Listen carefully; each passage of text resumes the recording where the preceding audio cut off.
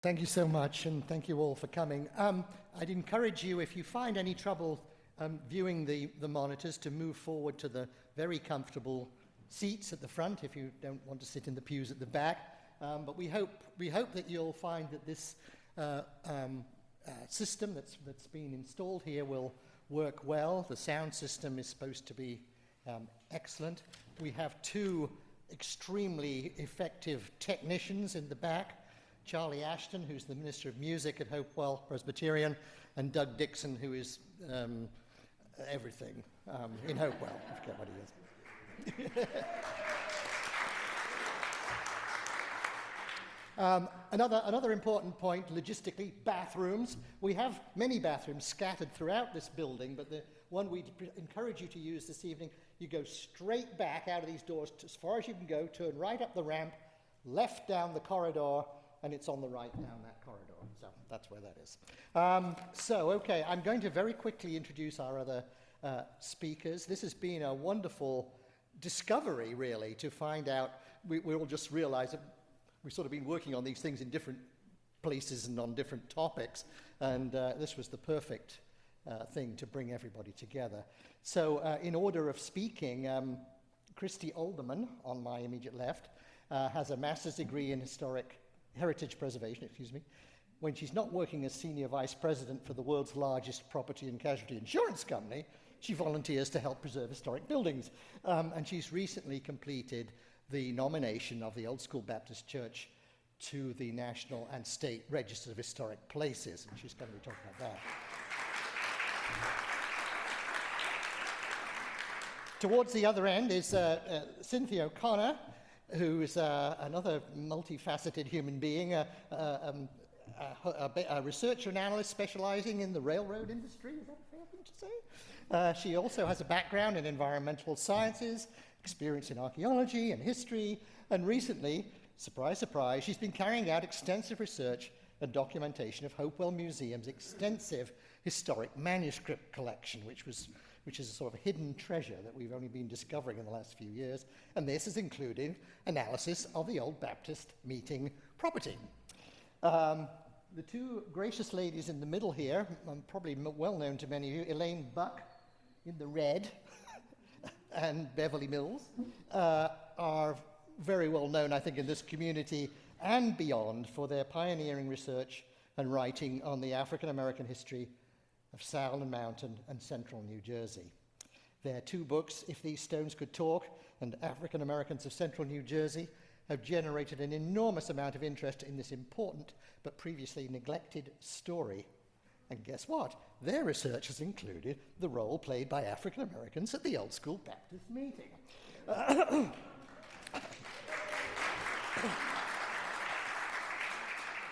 And then last but absolutely not least, Michael Mills, a nationally known and award-winning architect specializing in the preservation of important historic buildings throughout the country.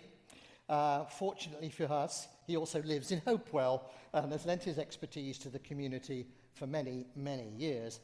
He and his team are currently in the early stage of work on a preservation plan for the Old School Baptist meeting, which again, we will hear about. So the way that we're going to do this is each of the speakers has 12 minutes, which I'm sure they'll fully stick to. Bev and Elaine count as one person for that 12 minutes.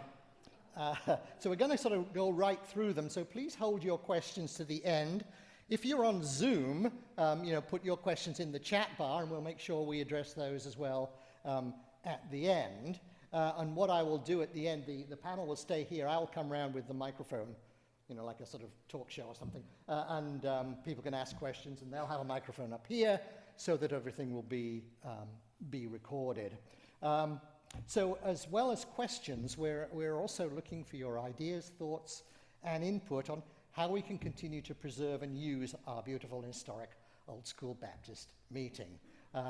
So this is an important opportunity for us to hear what you think about how it should be in the future. Anyway, that's quite enough for me, so I'd like to ask Christie Alderman to start things off. Christie, thank you.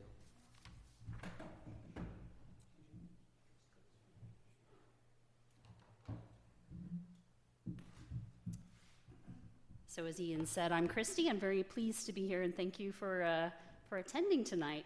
I actually was a volunteer, not related necessarily to Hopewell or having any connection to the church. A friend of mine who lives here in the city invited me to come and see. She said, wow, this is a really great place. And when I walked in the door, I was like, wow, this is a really cool place. So if you haven't actually been inside of the Old School Baptist Church, I certainly recommend that you do so. I'll run through just a little bit of history just to kind of set the stage for the other speakers here as well, as soon as I can figure out how to progress. Let's see. I'm pointing at the back. I am. Shooting Charlie. Let's see. Sorry, I'm the guinea No? pig. Am I good? Let's see. This should do it. Good. Maybe not. Technical. Oh, yeah. Well, there we go. Right from the start. Sorry. No worries. Yeah. We did this at lunchtime. It looked fine, of course. There we are. go. Oh, no. Oh, That's not. no. Well, that's a very nice picture, but not quite what we're looking for. It's better with slides, so Yeah. we'll try and pull that up. Sorry about that. Oops. So I'll just keep speaking while we're talking about it. So probably one of the most important aspects of and why it's kind of risen to the level of state and national importance is the fact that the Old School Baptist Church is really at the heart of the Hopewell development. So very, very critical to this area. I'll actually show you on the next slide. There we go. It's very difficult to see, but in the right-hand side, the image is actually a 1779 Hessian map of the area. And the label for this area actually says Baptist Meets. And it was a label that this area was actually known for a period of time. The church and the congregation development in this area was so significant that it was actually the name of this region on many, many maps of the time. So primarily, this congregation started forming in this area, a structure was actually built, and the actual developed area started forming around it. So it really was the heart of the development of part of this region. So it's core to the Hopewell Borough development of the area. You'll hear more about in the conversation today its association with the Revolutionary War, so very important from a historic standpoint, from that standpoint. A source of community and family history, and you'll certainly hear about some of the great research that people are doing trying to find their relatives. Most churches and cemeteries, like this lovely one we're in today, are a wealth of material for people who are trying to track down ancestor information.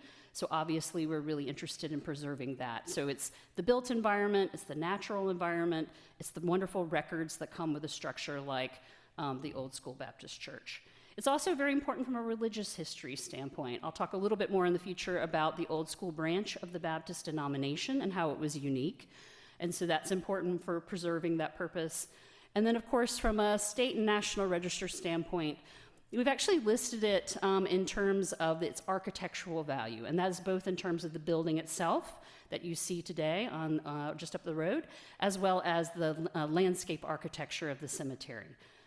That is important, and what it does when you're listing something to the national or state register is it provides some level of protection for the structure. So if, for example, the state were to decide it was going to build a highway, having a building like that with a level of designation helps put enough red tape up so that the state might decide to go in a different location or consider other areas for development. It also obviously brings some level of kind of branding to a structure as well. So it's very, it recognizes the importance of a structure and provides a little bit of advertising that it is an important structure in a community. So it's something, as a community, Hopewell Borough should definitely be very proud of, is to have such a wonderful structure in their location. It also provides the opportunity for grants and funding.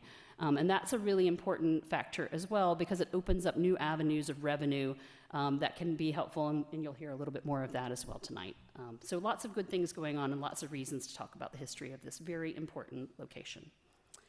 So the congregation was established in 1715. It was originally located in someone's home, actually, a man named Jonathan Stout, and was served by traveling ministers. By 1747, and by the way, at that time in 1715, this area was still occupied by lots of native tribes in this area, lots of native congregation groups in this area, and so still occupied really close in this area. So this was, very much the frontier of development of Europeans coming into the area. It was still really new, the Baptist denomination overall. It was formed in 1644, so these were the forefronts of the Baptist evolution that were setting up this congregation here in Hopewell. In 1747, the church actually just got together and decided to build its first building. They referred to it as the Baptist Meeting House, typically.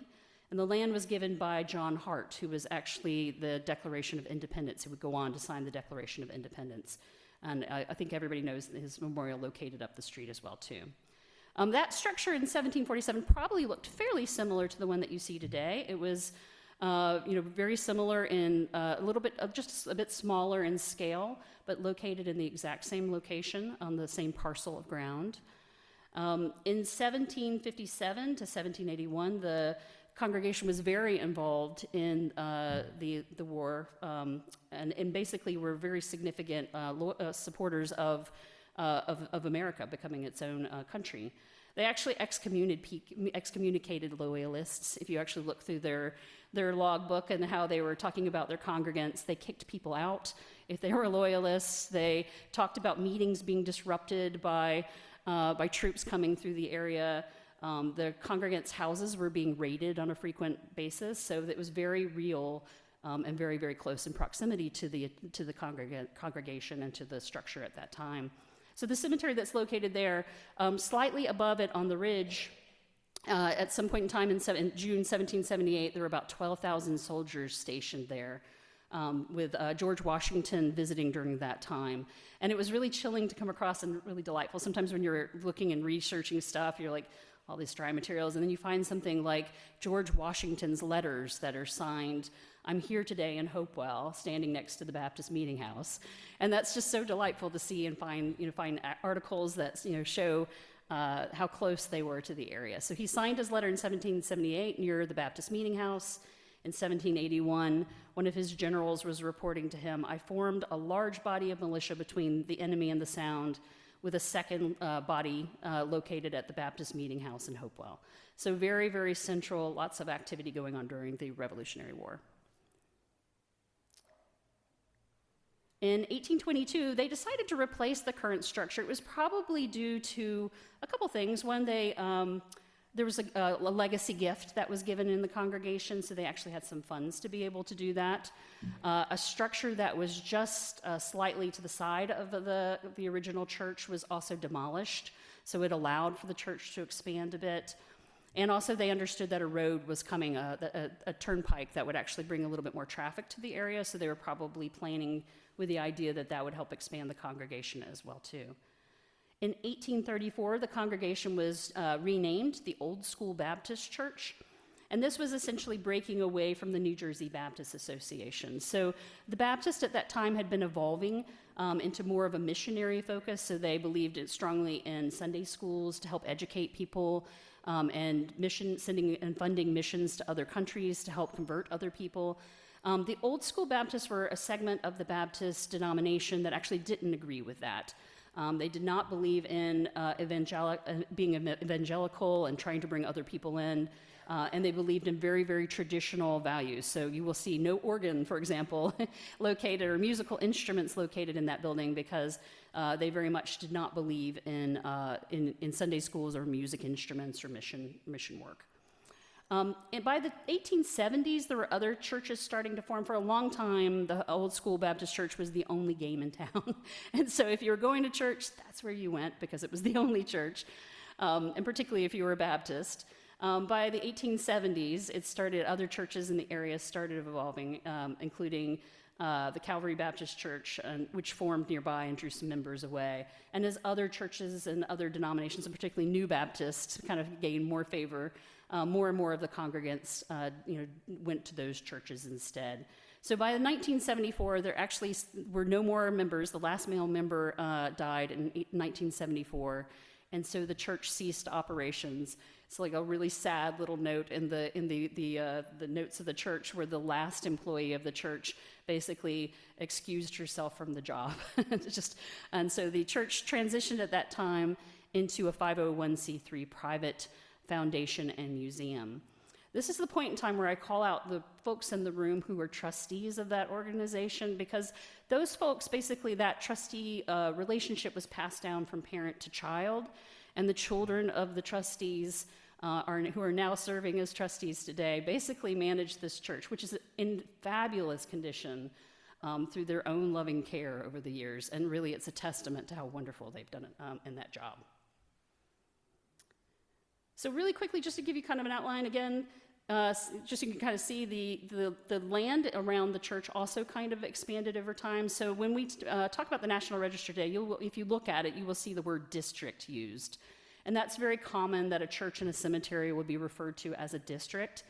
It just means that it's a combination of a structure and a little bit broader land, as well as some other attributes to it. So you can see the expansion of it. I won't go into this too much, except it's worth noting that there was originally a stone and brick schoolhouse that was located on the property that was demolished between the probably 1849 and 1860s, I suspect, the 60s probably. And you can also see the expansions that took place during that time. There are also some historic sheds. I think there's some discussion happened on that a little bit. You can learn more that were on the property as well. We'll talk about that in a minute. Why it's important, so this is kind of what we've listed on the National Register nomination, is its importance in architecture. And it is just a very excellent example of a vernacular federal style. When we talk about federal, it's this very, very symmetrical form. Lots of gables, lots of, very heavy on the emphasis on the gable ends of the church, solid masonry, windows aligned horizontally and vertically in very symmetrical rows, very much values that symmetry and the weight of that. But one of the wonderful things about this time period of construction is it also has a lightness to it. So if you were to go in to the structure, it's got some austerity to it, but it does have ornamentation as well. So these lovely windows, these very fine little details of ornamentation. It still has these beautiful shutters in it. This is actually a photograph that was taken of the structure in 1936 by the Historic American Building Survey, which is a very big honor if a structure is documented by HABs. And this was, obviously, even at that time, they recognized the historic importance of it. And it looks exactly the same if you were to walk into it today. From the cemetery standpoint, we note in the nomination a handful of very important structures and objects that are in it. So one is, of course, the fence that runs along the street just up the road here. It was originally built by Joseph Yard in 1873. It is a beautiful piece of work. It's cast iron and wrought iron combination. It has these lovely, like if the gate closes, it's got big huge cannonballs that weigh the gate so that it shuts behind you. And if you haven't ever taken a moment to admire the artwork that's there, the artistic value of that, I really encourage you to do so, because it is a lovely piece. It had some modifications over the year, but very much in still excellent condition. There are also 3 objects that we'll call your attention to if you're ever wandering around the cemetery. These are 2 hand-carved tombstones, and I'll call out, it has an extremely high concentration of 1,700 tombstones, all of which are hand-carved. So pneumatic drills and the polishing that we're used to seeing on granite tombstones today didn't come into play until much later in time. So originally, the early 1700s tombstones that are in that area are beautifully hand-carved. You can think about somebody chiseling away with literally a chisel. And these 3 beautiful ones, 2 of which are created by an artist named Jonathan Hand Osborne. And actually, I was contacted. His family's house is being nominated as well to the National Register simultaneously. So we've had some conversation with the Hand Osborne family. And so those are two of those tombs, and then another one that's attributable to Ebenezer Price. It has this beautiful skull angel on it, so it's like a skull face with angel wings. And just to give you a sense of why, if you ever like, why is kind of a morbid feeling kind of tombstone, it was really meant to help people at that time reflect on their own mortality. So thinking about transcending to heaven, that life is fleeting, and that we should contemplate the value of what we're doing with our time here on the earth. And so those are kind of mortality images meant to call that into a reminder for people there. And then last but not least, my last slide here is just on the aspects of integrity and why this building's so important. Is it just one of the things that the national and state registers look at is How authentic is the structure? Is it still in the same location? Is it still in the same setting? Does it have the same design? How much change has happened over time? And this building, I think when I wrote about the actual structure itself, since its original construction, other than having heat and electricity placed in it, it has storm windows added to it, and that's about it. That's about the only change that's taken place in the building. I joked, and somebody asked, like, what is this picture here? This is actually a picture of the seats that are in the building, which were, there was a small renovation that took place in the early 1900s in the building. And when they did that, they used these seats, which are straw filled. And when you sit on the seats in the building, you can literally feel history because it does crunch underneath you. It's still the original seats that are located in the building, so really neat to see. Up the upper right-hand side, you can also see in the upper balcony of the church, there are dozens of these little hand carvings that are up there. Some of them, I'm sure, were probably school children that were sitting up in the balcony, maybe whittling away. And in fact, like, you can actually find some of the names that are on the seats and then actually trace those names actually into the cemetery as well. So you can see them carving, you can see them where they're buried. And this one has a nice little inscription of 1824 on it. There are numerous inscriptions with dates on the up the second floor. So lots of personality, lots of connection to history that you feel here. And you can see all of these areas here, kind of the things that the National Register looks for and why this building is being nominated. So I'll turn it over to the next speaker to continue on this conversation, but thank you very much. Appreciate it.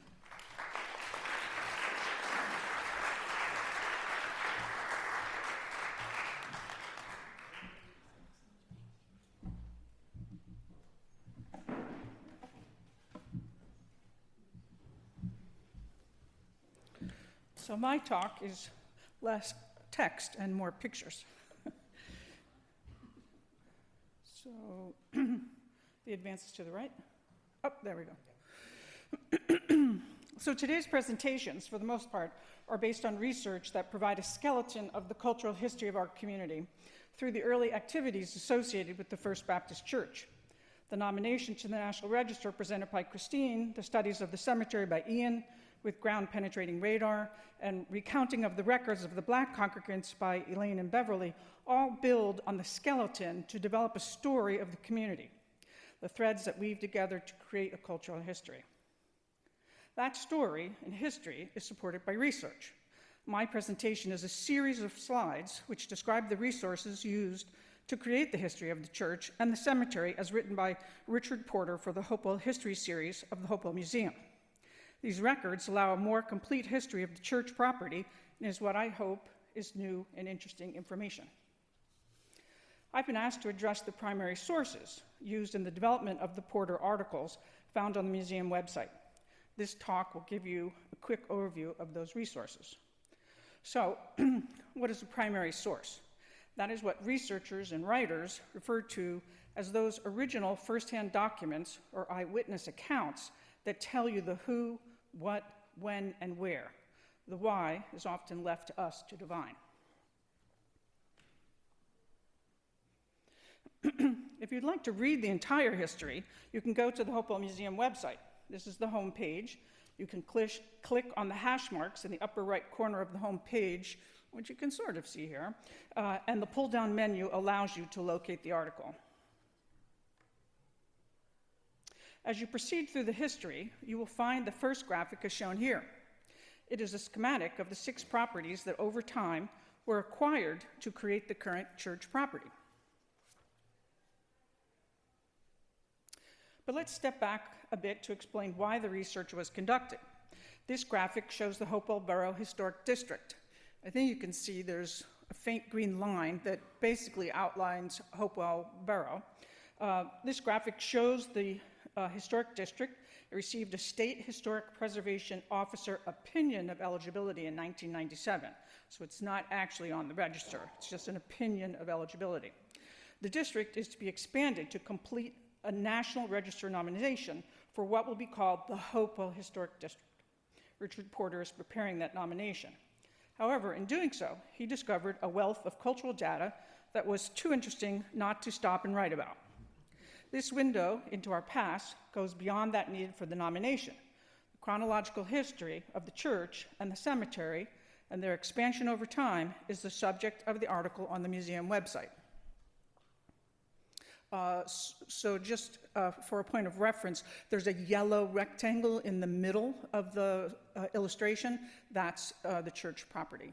The long rectangle is the railroad, as most people probably know here in town. So, what are those primary sources that a researcher might use? Well, historic maps are often one of the first primary sources reviewed. Here's Hopewell as depicted in the 1849 map of Mercer County. Note the cluster of buildings, which is the village of Hopewell. So that's, I hope you can see the red arrow there, and below it there's a cluster which is along Broad Street. Greenwood comes down from the mountain, and 518 goes off to the left. The Baptist church is indicated by that red arrow.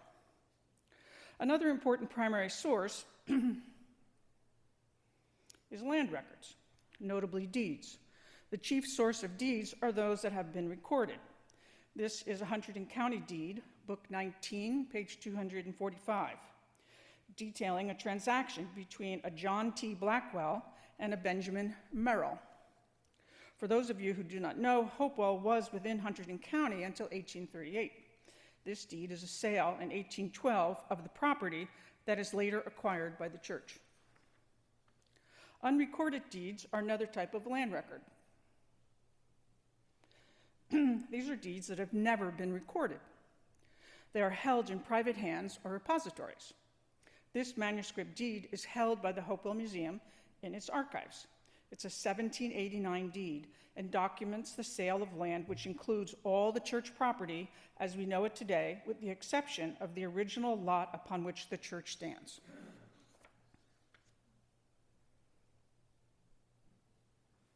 Another primary source are federal and state census records that tell you who lived where when. This is the format for the 1860 federal census. And if you're close enough, you can see what the information is that's being asked. It changes from census to census, federal or state. It records here names, age, sex, color, in this case, whether you were white, black, or mulatto. Other censuses will record whether you were Irish, German, or native. Occupation, property value, place of birth, status, such as married, education level, and health impairments, as well as if you were a convict. I'm not sure why they needed that. So this is the banner of our own local newspaper, which is extant, of course, the Hopewell Herald. It's another useful source of who was doing what when. It often informs of houses under construction, land sales, deaths, who's visiting who from out of town. This is the banner from the very first issue, November 4th, 1874. Parts are held by the museum, and some years are available online. Any research done on Hopewell locations requires an inquiry with Benita Grant and Joe Klett at the museum. In this case, Benita, the archivist and librarian, depending upon what time of day you ask her, produced two significant new primary sources from the vault, which I've only recently gotten to take a look at. So Benita produced this first page of what's called the Pastor's Book, started by Isaac Eaton in 1749. He was the first permanent minister.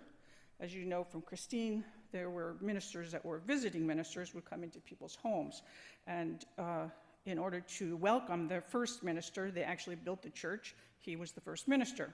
And he was the first one to record church-related matters. This was his book. This is his hand. It was kept by successors in the mid-19th century. They recorded vital records of the congregants. For example, a woman, more than one, was listed as excommunicated for having a child out of wedlock. There was no mention of the corresponding male experiencing this consequence.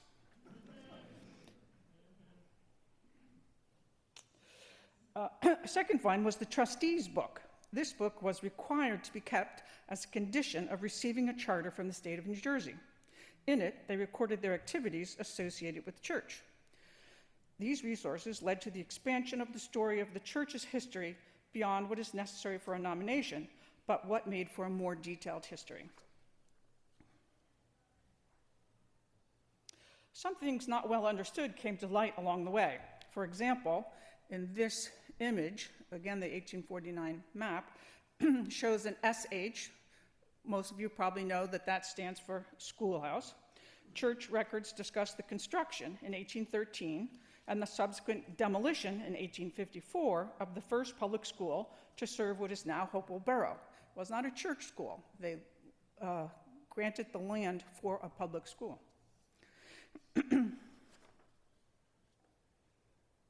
And just out of interest, this is the replacement schoolhouse, which is just down the street.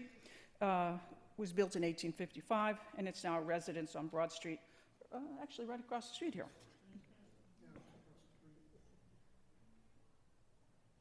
So there was once a house. This is another interesting thing about the property that has developed from looking at these additional records. There was once a house in the parcels 3A and 3B. We haven't narrowed it down, but somewhere in there was a house and a wheelwright shop on the church property. Reaching back to this schematic here, somewhere in these parcels is where that house and wheelwright shop was located.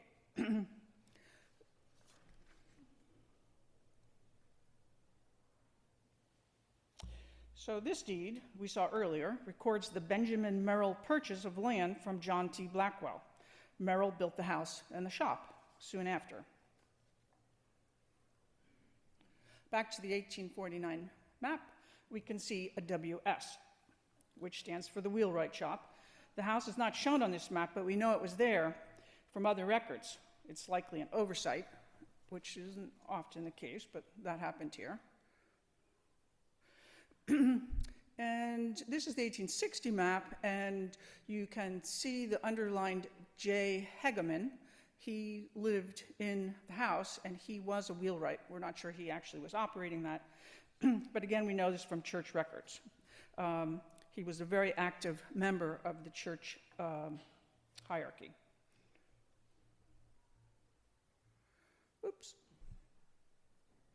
So this is the 1860 census. We saw the banner before, but now we actually see content. And this is the Hegeman family without the father. In 1860, he dies and leaves his wife a widow with his 3 children, and here they are listed in the 1860 census. So another interesting thing that was developed from looking further into some of the church records is, like we have parking lots today for vehicles, churches had sheds to park the carriages and the horses during the services. This is an 1869 lithograph done by a regionally well-known artist, which is held within the Hopewell Museum archives. It provides evidence of the earliest sheds located just east of the church on West Broad Street, and also is cited in both the pastor's and the trustee's minute books. The early sheds have been demolished by this 1875 illustration. A new, larger one is in place at what was then the rear of the property, but today is about 2/3 back to the far boundary of the cemetery. This is an 1887 illustration of the sheds, again, just confirmation that it's there in 1887. This is a Sanborn map of 1912, and you can see a new configuration of the sheds and the full dimensions of the property. They were located now at what is the current rear of the property. So, as Christine was mentioning about the fence, it is a noteworthy structure. Here we see it in the 1875 print. It was installed sometime between 1873 and 1875. We can date this next photo by some clues in the picture itself.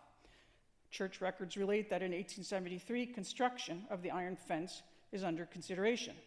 We know the fence was in place by 1875, and we know that the building to the left, I think you can see it, the current Hopewell House received its mansard roof in 1876, as we know it today, the mansard roof. So back to the fence. This is an attractive cast iron fence. It's a noteworthy feature of the landscape, as Christina has told us, and it's impressively crafted. A close-up of one of the gates shows you that the maker was a fellow by the name of Joseph B. Yard from Trenton, and indeed we know that he lived in the Mill Hill neighborhood of Trenton, and that another fence his firm constructed is cited in the National Register nomination for the Sacred Heart Church in Trenton. So he was active. So this one's interesting. We're looking at the 1875 Mercer County Atlas and a close-up of Hopewell. It is known that Z Stout, you can see with the red arrow, otherwise known as Zephaniah Stout, is the then owner of the house that was built by Benjamin Merrill, where the Hagerman family lived. Church records again tell us that Stout was a prominent member of the church board of trustees for many years. And why are we taking note of this fellow is that this deed records that Zephaniah Stout sold 2.7 acres of land to the church in 1872 for $1. The church minutes record, and I quote, "This is the place where we meet for baptisms," end quote, and further noted that, in quotes, "This is the water where the church has met for over 100 years to administer the ordinance of baptism," close quotes again. So back to the 1875 map, just to get you oriented. The first arrow on the left is the Baptist church. You go down Broad Street to Aunt Molly or Amwell Road. You make a right onto Aunt Molly, and you go back up towards Speedens Brook.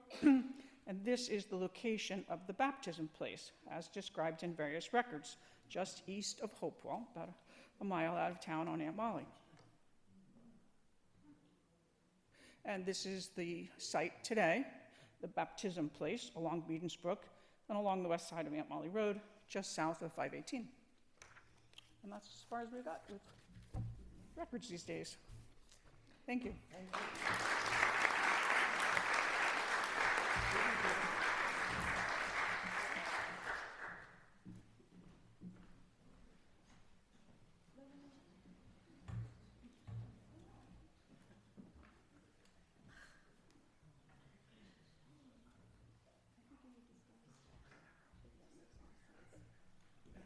Absolutely not. Okay, let's see here. Here we go. So there you are. So here we are. Early black parishioners at the Old School Baptist Church. And I said to Elaine, why don't you start off talking because this is your town? And she said, absolutely not.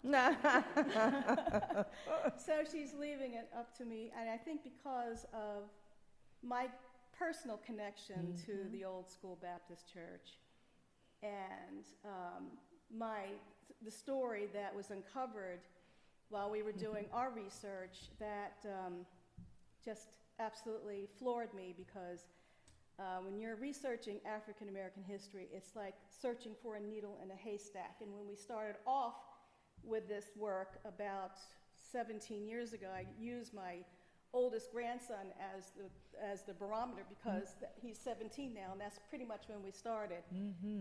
And prior to that, I had no clue about where my family came from, how they got here, or any connection to anything. And I found out that a young man was enslaved in Charleston, South Carolina. I know some of you here already know this story, so bear with me. But this is the connection, and I'm going to talk about this. He was brought here by the Reverend Oliver Hart, who came to pastor the Old School Baptist Church. And he came here in 1780. Now, prior to that, he was in Charleston pastoring a very large and flourishing church. And he was sent down there specifically because he had this skill set where he can kind of pull people together and have them do the right thing. So that's what he was doing. They sent him down there to Charleston to kind of whip him into shape, so to speak. And he was very successful, and he was a young guy when he went there, which was, I found, pretty interesting, because I believe when he arrived in Charleston, he was only like 29 years old. Very, very successful career preaching, but he was also a very ardent supporter of the patriotic cause, and he would go around the countryside and talk to people about the importance of breaking away from the British. And he did this quite frequently. So when the British came into Charleston, he would be one of the people they would look for, because that was a no-no. You don't do that. His life was on the line. So arrangements were made for him to leave the South, to come to the Old School Baptist Church, to become their spiritual leader. And that's what happened. He left Charleston, and he brought with him one person. He left his second wife in Charleston and his young family, and he brought with him a young 13-year-old boy named Friday Trueheart.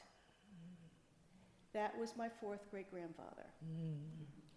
That's how that line ended up in Hopewell, New Jersey. Friday would go to church at the Old School Baptist Church, most likely in the balcony. He was enslaved until he was in his early 30s. He was to be freed at one point, but then because of certain laws, legislature that was put in place that would make families liable for the support of people that were manumitted or freed, 7 extra years were tacked on to his bondage. So by the time he was finally manumitted, he was in his early 30s, and he was a married man by that time, and had, I believe he had one son. He had 3 sons, Isaac, Aaron, and Moses.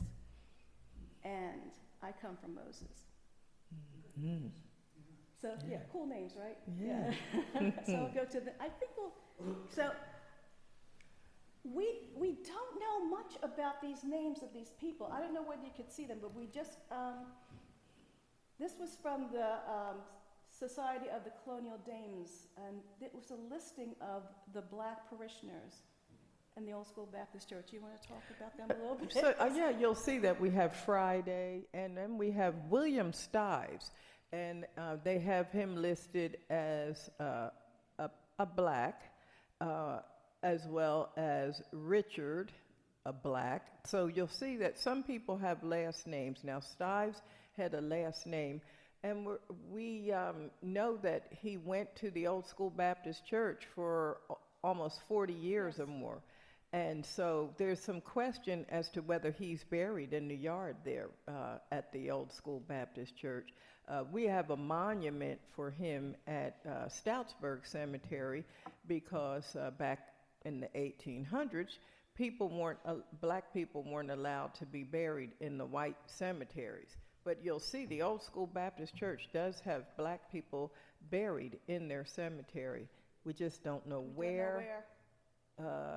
We have people looking for maybe where, but it would be nice if we did know. I don't know how we'll find this information out unless we find some primary documents.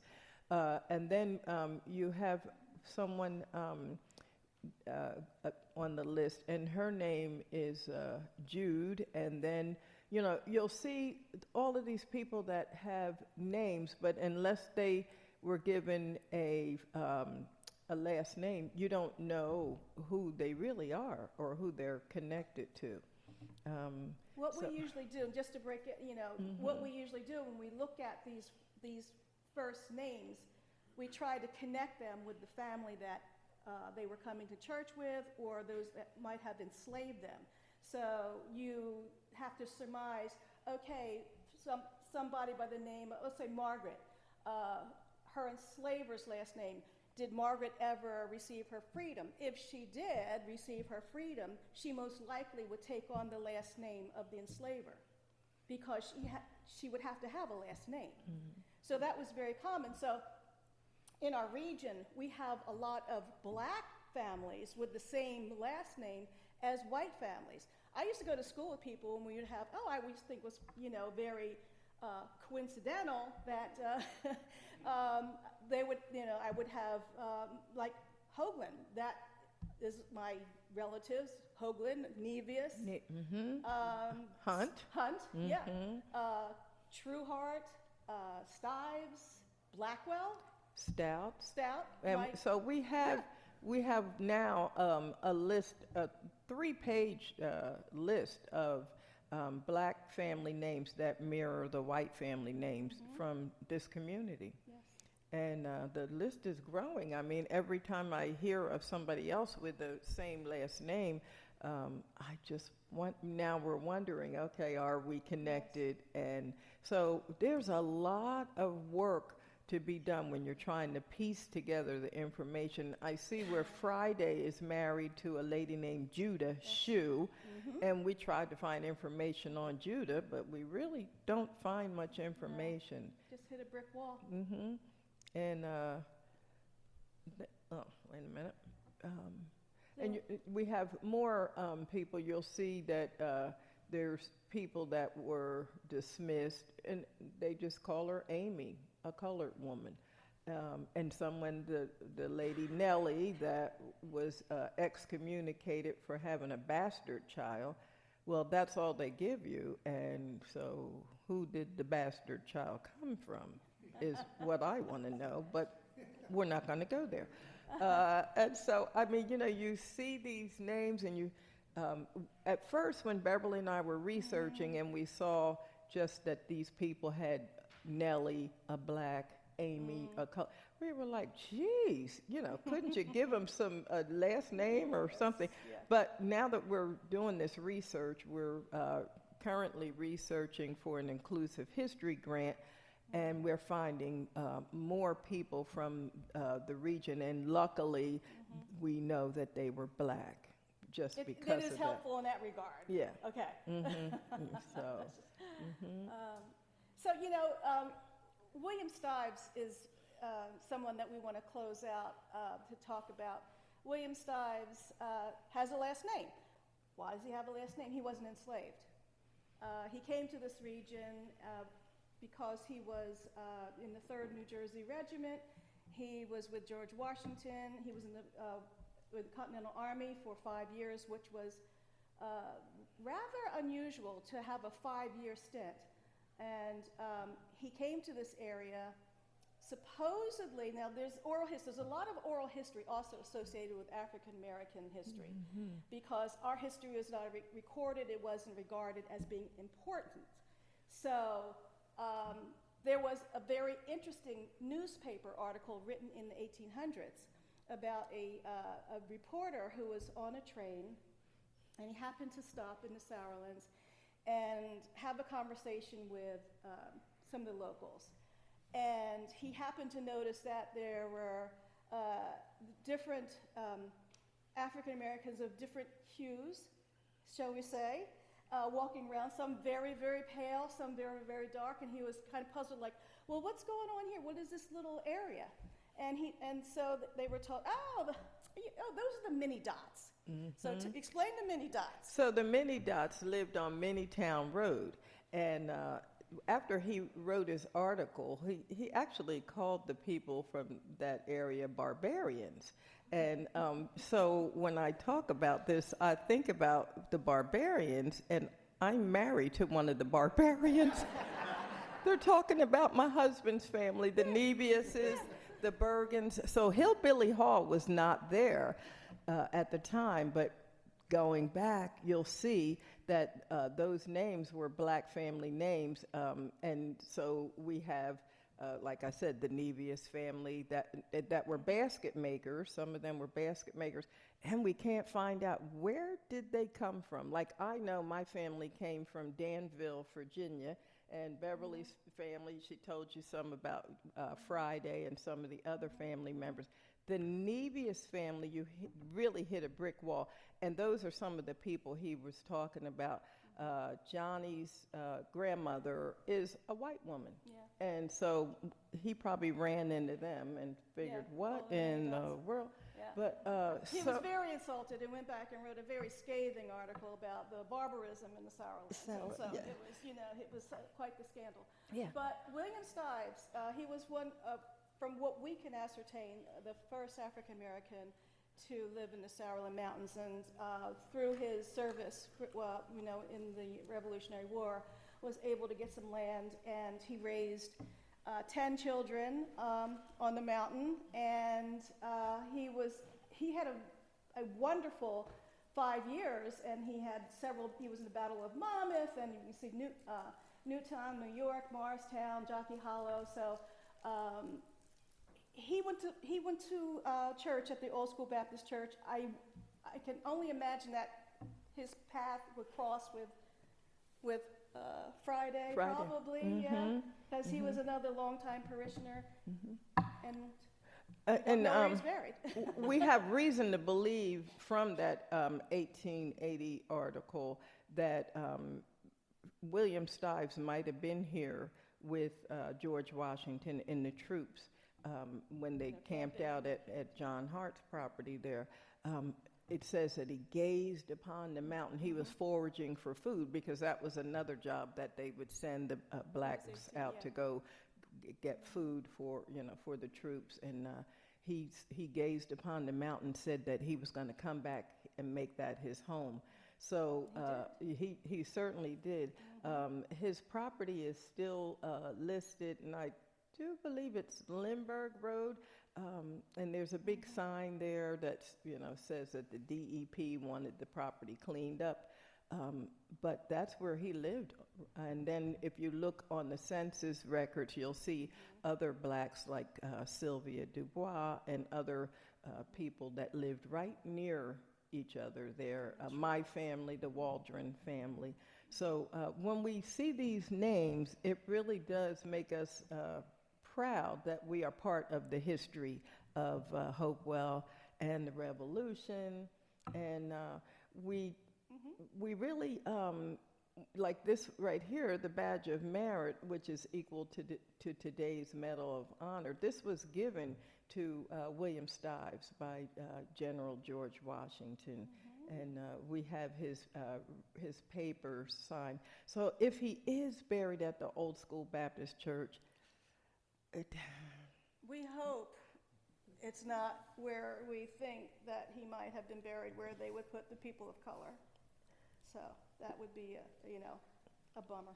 yeah, because really he should be recognized and memorialized. So we continue to research, and thanks to everybody, Joe Klett, Benita, and everybody that's helping us research. Cynthia and Richard Porter, we will find the answers if it's out there. Thank you. Okay. Thank you so much. Thank you. Okay.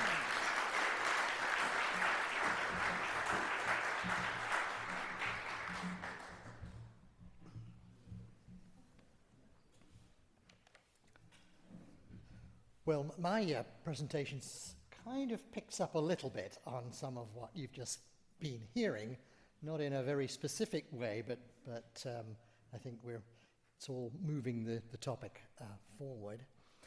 So I'm going to talk about the original graveyard, which, as you've already seen, is in the southwest corner of the much bigger graveyard that's there today, basically around the 1822 building. So a couple of years ago, I was working with Ronnie Breginger, and we was just trying to see, well, what is there still what can you see in that old graveyard? Can we find out where it was? Is there any signs of its original boundaries? Those kind of questions.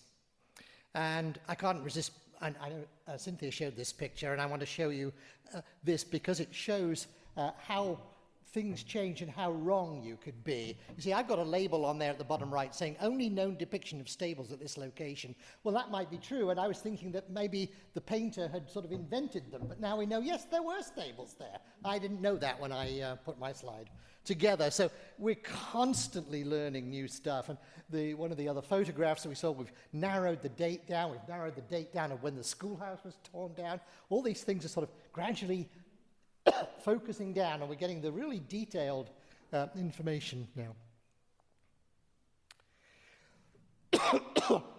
So this is just another, you've seen again this picture of the whole graveyard. The only different things I wanted to point out here is the burial monument for Elder James Ewing, who was one of the school teachers, and I think the church was immediately, the school was immediately south of that. That's where I think it was, although I'm willing to be corrected. And then right next to it we have the burial monument for Elder William Purington, one of the really fierce old school Baptist ministers. And the light green colour is again the original 1740s graveyard. And so this is a close-up of that area, maybe a little difficult to see, but there are a number of features pointing that are important on this picture. One is at the top left. You see there's an area there that says no grave markers. And then there's another one at the bottom left where I've put no grave markers south of the blue line. So there's these two areas in what is otherwise a pretty full graveyard with lots and lots of gravestones, headstones. And there's these two areas where there are none. And so a question arose, why would that be? And certainly one answer was, is it possible this is where African Americans were buried and they either did not have memorials, or if they did, they were of wood and they're no longer there. That was a question, at least. Other features in this old part of the graveyard are a 1788 marker up there and a memorial to Revolutionary War soldiers, too, who are reputedly buried there. Again, we don't have much information about that at this point, but again, more information is probably likely to emerge as this incredible team of people keep researching this property.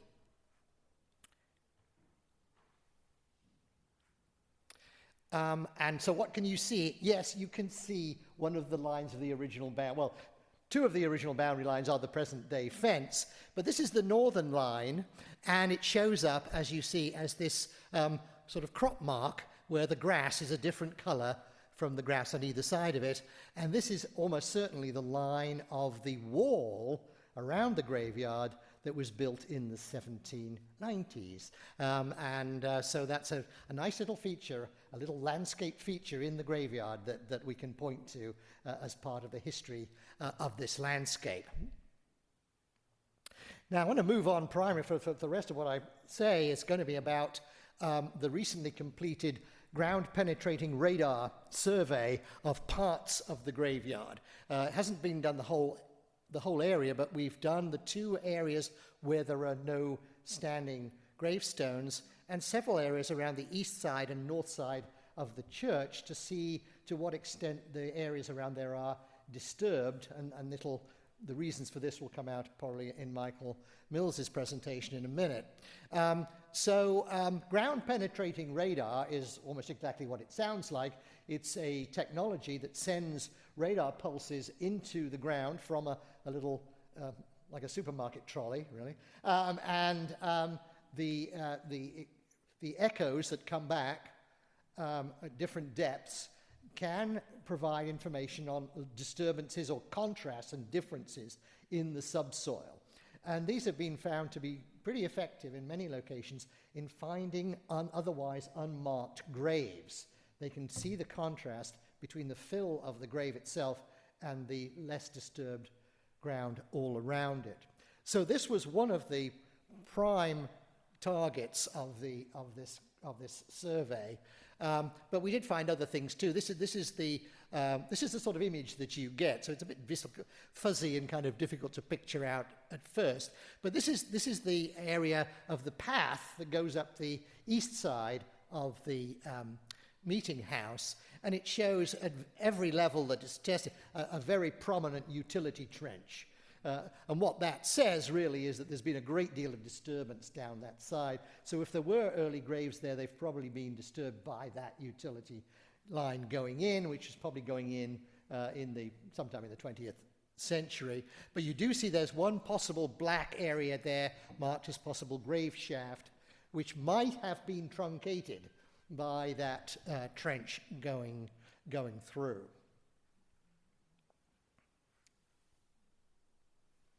Whoops, wow, how did I do that? Can I go back?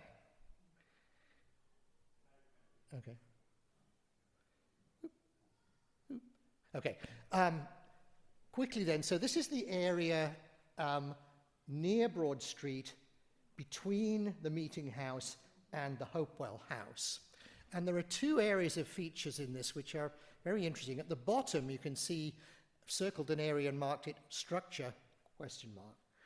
It's almost as if there might have been some kind of building there at some point. There are massive, what looks like massive post holes, holes for vertical posts or something, quite puzzling and unexpected. But then when you look up to the area that's surrounded in yellow, you can see there are a whole lot of little, sort of fish-shaped, darker features there. This is the area where there are no headstones. Now these, as we see them here, don't look big enough to be the graves of adults. That's not necessarily the case, but they do seem small when we compare them with other signatures of graves that we see elsewhere. So one possibility is what we're looking at here is maybe the burial place of children and infants. I don't know. This would be something, again, we'd have to look in very carefully in the historical record. But anyway, it looks as if there are burials there, and they look smaller than the ones that we see in other places. Then, if we go to the northwest corner, this is near Mr. Haircut, and again, we seem to possibly have a cluster of small graves there. There's a larger graves on the right-hand side. You can see those are like sort of adult size looks, and then there's a big one down at the bottom left there, which looks as if it's even like in some kind of stone or brick vault. But again, we have these possibly smaller burials up there. The other feature that comes out on many of these views is what I've highlighted in red there as north-south grid lines. And I think you mentioned this in your study, that there seems to be a definite grid layout of the cemetery from an early date. And I don't know what these represent. They may little stone paths or something like that, but it really does look, on many of these images, there really was a definite layout for this cemetery, presumably from quite an early date. So that's another useful and interesting piece of information. So that's really the summary of what we've seen. I only got the final report 2 days ago, so these are provisional remarks. But anyway, it shows the value of this kind of technology, but it isn't a magic wand. It doesn't tell us everything we would like to know, but at least it gives us some indication of what might be under the ground in different parts of the cemetery. And so I will now pass finally on to Michael Mills.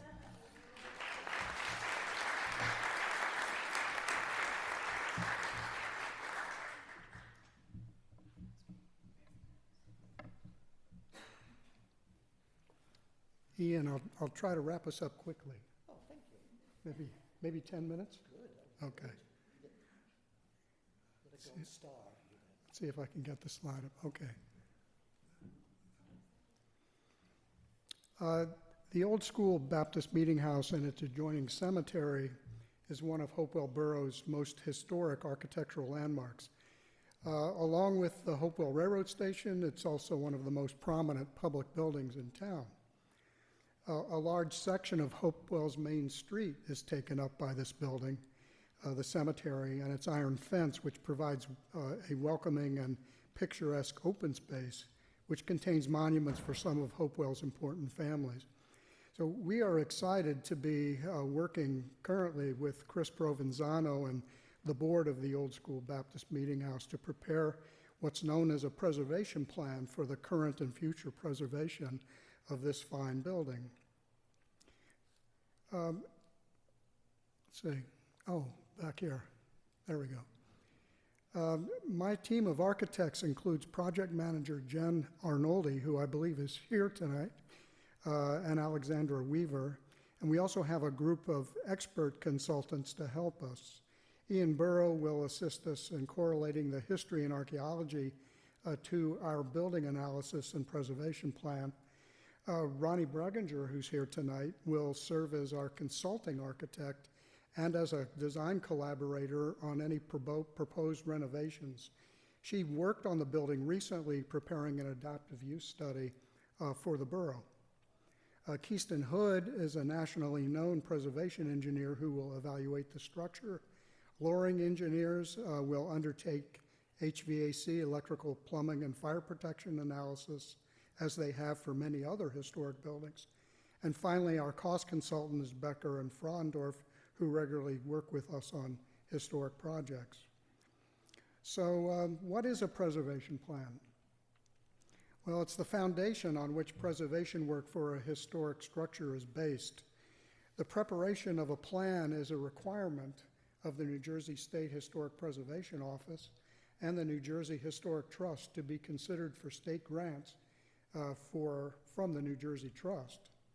It's a report on the architectural history and significance of the building, which is then in turn correlated to the physical analysis of the building. An example is the Hopewell Railroad Station, where we prepared a preservation plan in the mid-90s on which the 1998 restoration was based. Last year, we updated the plan, applied to the trust for a grant for exterior restoration, and currently a new trust-funded project is now out to bid. Jen Arnoldi is the project architect for that project as well.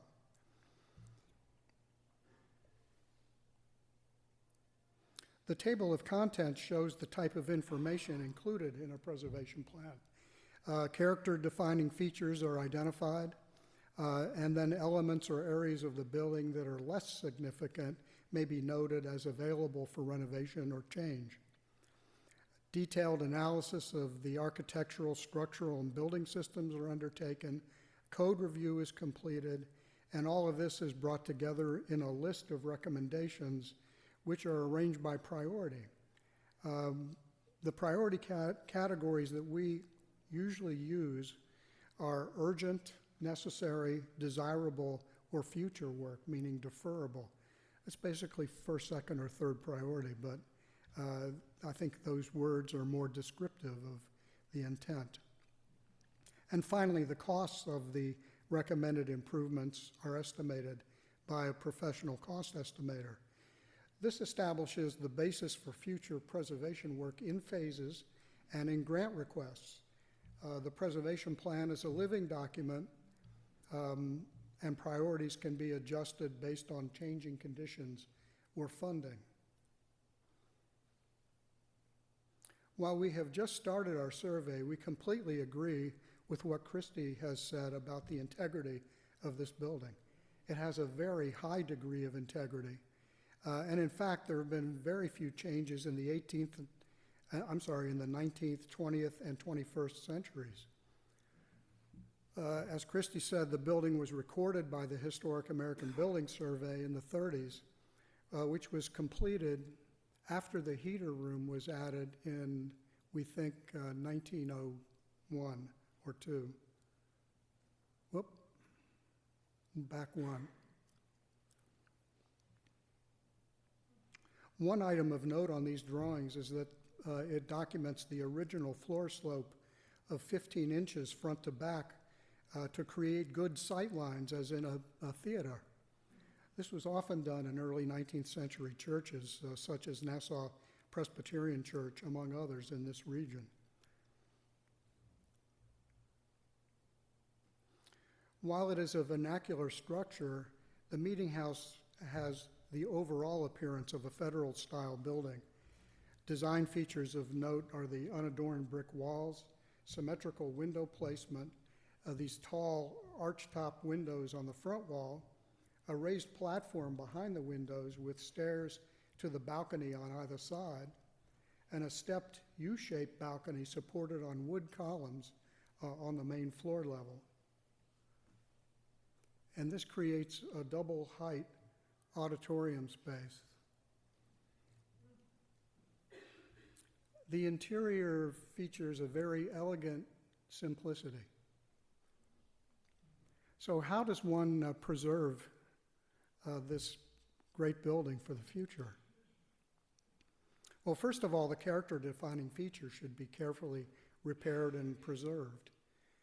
Secondly, code improvements for fire safety should be made, which at least means fire detection and perhaps fire suppression.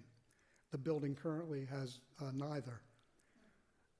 Third, better access should be provided by installing new ramps and accessible doors to provide safe access for people with disabilities.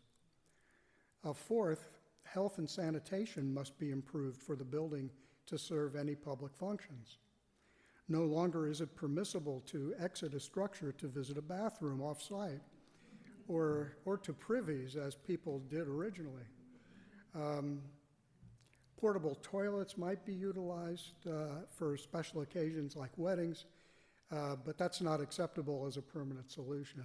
At least one and maybe two gender-neutral restrooms should be added. And fifth, the noisy and inefficient heating units should be replaced. They may have been state-of-the-art at one time, but now they're totally obsolete. The HVAC should be replaced with an efficient, non-fossil fuel system that will take up much less space, be quieter, and use less energy. One possibility is something called variable refrigerant flow, a heat pump system, which would make it possible to also add air conditioning to the meeting house for the first time. Finally, and perhaps more importantly, new uses for the building need to be found. More on that in a few minutes. We have just had our first detailed inspection of the structure last week with our consultants, and we'd like to share some initial impressions. The original roof structure seems completely intact and is amazing. It's a heavy timber truss system that's mortised and tenoned and pegged together with pegs of locust or oak. The trusses contain both machine sawn and hand-hewn members, which may be evidence of reuse from the prior meeting house on the site. We are researching what to call these trusses. They span side to side, east to west over the main space, with ceiling joists spanning the opposite direction. The joists in turn support wood lath and plaster ceiling. While the trusses have king posts, which you see in the middle there, I'm not sure I would call them king post trusses because they have other major members which create more of a hybrid design, like a Howe truss or an M truss. I will be sharing these images with Elric Endersby, who I'm sure can tell me what type of truss this is. The roof structure is supported by the trusses, which is also original and in good condition, and there's actually a complete wood shingle roof underneath the current slate roof. So it actually has two roofs. The structural engineer is looking into the allowable loads of that. I wish that all of you could visit the attic like we just did to appreciate the design and the workmanship of this cathedral-like space.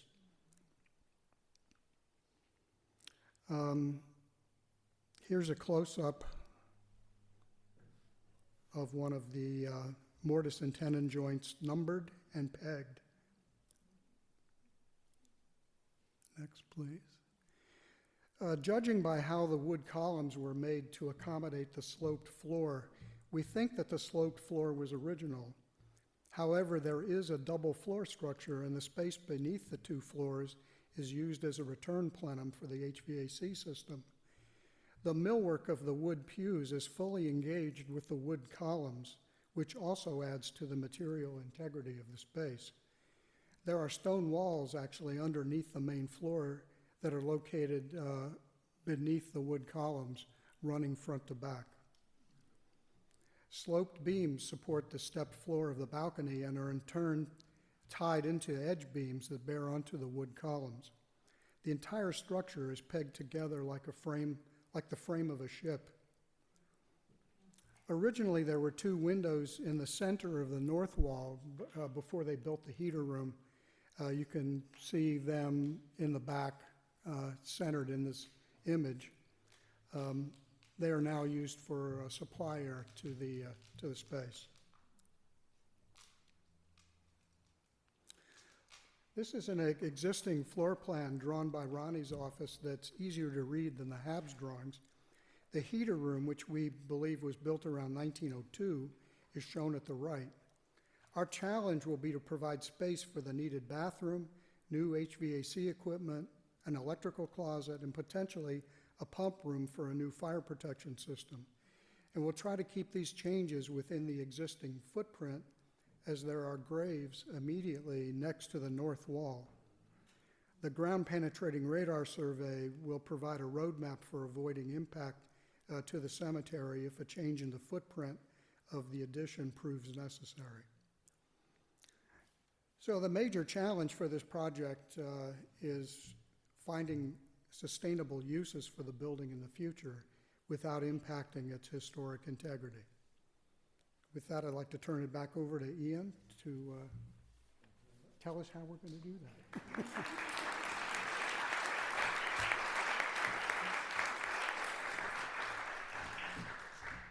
Well, as you will have appreciated by now, there's a tremendous amount to tell you. This is really kind of skimming the surface in a way, but I hope you found this interesting. We, of course, not been able to stick to our anticipated schedule, but that's all right. But we now have at least we're aiming to wrap up in about 10 minutes, but we do have obviously some time for questions. So that microphone is now turned on so that if you have a question for somebody on the panel, they can pick that up and answer, and you can tell me your question in this microphone. So does anybody have a question in the audience here?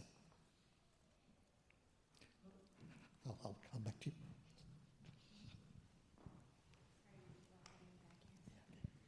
I have had the privilege of working in the Hopewell Valley Historical Society archives, and I ran across a document the other day that speaks of Friday True, not Friday True Heart. So I'm curious, ladies, if you've done a lot of research on the True family. True, okay. Is it, okay. The True Heart and True Family are one and the same. Certain branches, I have some cousins still using the name True Heart. For some reason, the branch that I come from, Moses, they shortened it to True, and that's what has been, now for several decades. Well, I just wanted to add that the document that I was looking at said that it was True, and they added Hart because that was the name of Oliver Hart, who had enslaved him. Yeah, yeah. That's, I've heard that also. Yeah. Is there a question from the Zoom audience? Nothing? Okay. Question down here, I think. Yes. Well, I don't have a question per se, but you had mentioned possible uses of the meeting house, and I just put this out to the community, ideas. Years ago, we'd gone to an event where there were shape note singers at the meeting house, and it was quite wonderful, and it was in keeping with the whole atmosphere and the history, and I just think you could find other types of tie-ins like that for uses for the existing structure, and whether it be a costume in nature or reenactments of what might have occurred, or even religious ceremonies that have occurred. I ask others who, might be thinking about this. That's all. Great, thank you very much. That's exactly the sort of feedback we're looking for. Any other questions from anybody, or comments? I have a question. I probably should know. Who actually owns the building? It's owned, I think, by the trustees. Correct. Yeah. Yeah, it is currently a 501c3, so it is a foundation that's set up for it, but yes, it's managed by the trustees. So there's not an individual owner for that reason. Any other thoughts or comments? Well, as I said, this has been recorded. It's been, obviously, people have been seeing it on Zoom. It is going to be recorded. It will be posted at various, presumably the library, when we have the video. And of course, you're very welcome to think about any other ideas and communicate them in any way you like, to the library, to the museum, to us as individuals, any way that any thoughts that you have about how this building may be used for the future and retained. It's all very important to have community buy-in, of course, on these things. I think everybody agrees this is a wonderful place and it does need to be preserved, but you have to find some kind of ongoing, meaningful use for it, which is the best way to preserve it. If people need to use it, they will look after it. So if it's just an empty structure, it's more of a problem. But I don't know, anybody else want to make it? Yeah. Just a comment that Chris has heard me say this before. Although music was really not a part of the heritage, the 18th century heritage of this building. The building has wonderful acoustics, and I've sung in there with Charlie as a choir member, and it's just a remarkable experience. And I mean, it'd be great for chamber music, acoustic music, piano, guitar, choir, whatever. But I enjoyed singing in the space, and I'd like to put that on the table for consideration to the board. Any of the rest of the panel got any comments? I have a question. You've done this GPR. Is there a phase 2? Are you going to examine any of the graves, or? I think we have to really think about that very hard. I think what you might do, if everybody agreed with this, you could at least establish whether they are graves or not by removing the top, the topsoil, and then just exposing the subsoil and seeing if that's what they are. Whether one would do any exhumation if they are burials, I think that's a big question, and I don't think we've even begun to address that at this point. But it's, what do you do next with this kind of information? We haven't come across the minister in the crawl space yet. Oh, you haven't? Okay. We've been looking for it. It's supposed to be down there,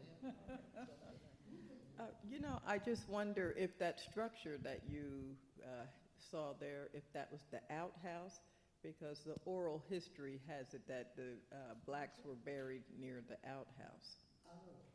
And Yeah, so there was, I we don't talk know. amongst ourselves. But we haven't thoroughly gone through everything in the minutes.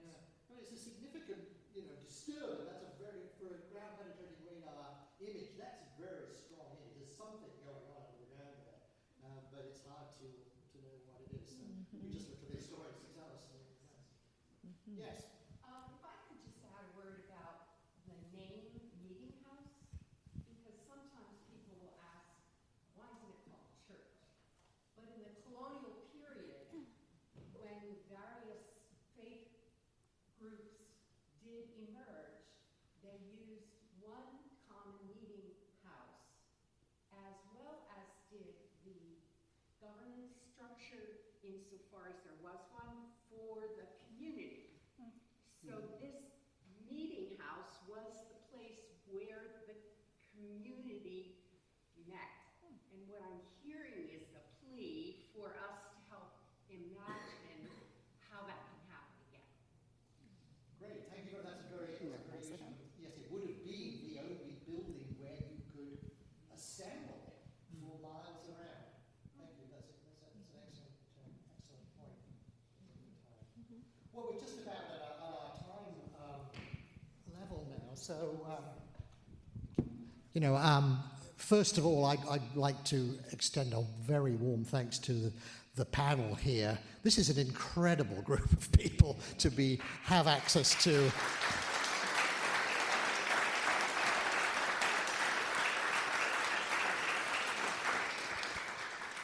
And I just want to have fun, really. But yes, I mean, it's truly remarkable that we have this great team now, as it's sort of emerging, doing this very, very detailed research. And I think the other thing that struck me is the incredible wealth of records that we have in the Hopewell Museum. I don't think it's been really appreciated until the sort of work that Rick and you have been doing. Just a phenomenal number of very important original documents going back to the 1700s sitting in our little museum, which has a remarkable collection of many other things as well. So I won't go on any longer. Thank you all so much for coming, and thank you all those of you who are on Zoom. Thank you for Zooming. And I hope you enjoyed the new sanctuary. If you have any observations about how well this all worked, we'd be glad to hear them as well. But we're speaking as a church member, I'm very happy to see that we can use this space for a community purpose like this, and one that is indeed related to a church. So anyway, thank you all very much, and have a good evening. Thank you.